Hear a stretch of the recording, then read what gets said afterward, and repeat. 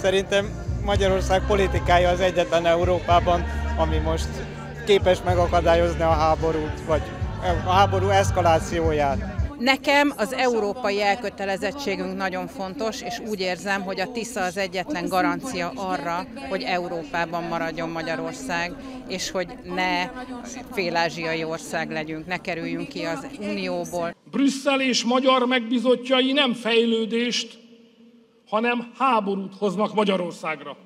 Akik azt hiszik, hogy a kormányváltást támogatják, valójában a háborút támogatják, ha tudnak róla, ha nem.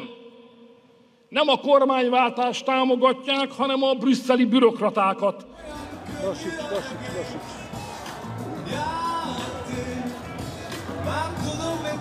A magyar emberek sorsáról nem dönthetnek Brüsszelben, de Washingtonban és Moszkvában sem.